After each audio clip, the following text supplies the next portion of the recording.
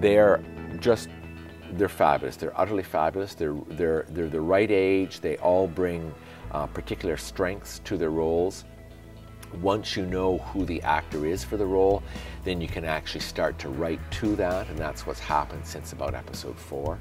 And so then you get an interesting interaction of the actual strengths and the persona of the actors informs the character they're playing, and you get better and better work from that.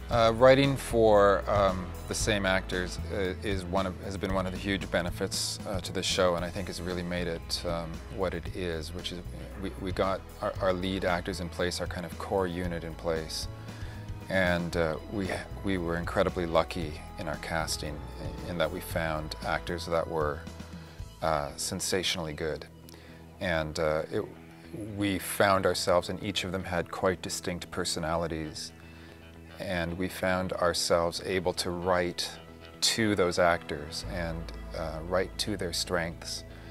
And it becomes a kind of week by week, a kind of dialogue between you and the actor, as you're using what they've given you in episodes and taking that idea and putting it into the next episode. Our 3 leads, they all seem to get along extremely well. There's an incredible amount of chemistry between them that reads extremely well over the radio. All 3 of them have an enormous amount of soul and edge and all of those things that you need for good stories.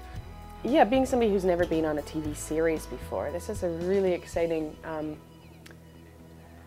new step into that world of having writers write for you. Because at the beginning, the first 4 episodes that we got were very definitely, well, they were already written. Since November, since we've been recording again, they've been writing them as we go, and we've become friends with Adam and Greg, and it's fantastic because they've developed the characters, not only themselves, they've developed, you know, they've made the characters a lot deeper, all of them, but they've also picked up on our sense of humor and where we are taking the characters and choices that we're making, they're writing around that. You got me doodling? Might as well, eh? I'm a compulsive doodler.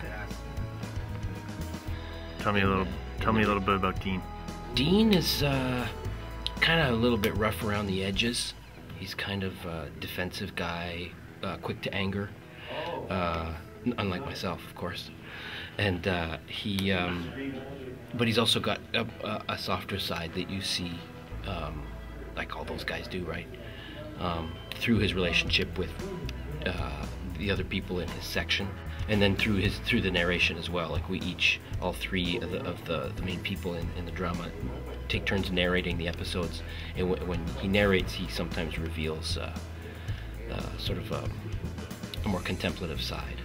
Chucky is, what can I say about Chucky? Chucky is from Cape Breton. He's 19 years old. He's serving in Afghanistan. He likes girls and beer and fighting, and at certain times in my life I thought those things were kind of cool too. Coach is the sergeant of the section that we follow through Afghanada, and she's a young woman from Prince Rupert. She's probably about 26 or 27, and she's a very dedicated soldier. She wants to do her job well, and finds that a little bit daunting. Finds what is asked of her can be quite stressful for her, but she's yeah, she's a soft girl inside and hard on the outside. When we're in here, it's hard not to look up at the speaker when they speak, but they're actually looking at us through that camera over there. Thank you, Anton. But it's hard not to look at the voice, you know, to look up to where the voice is coming from.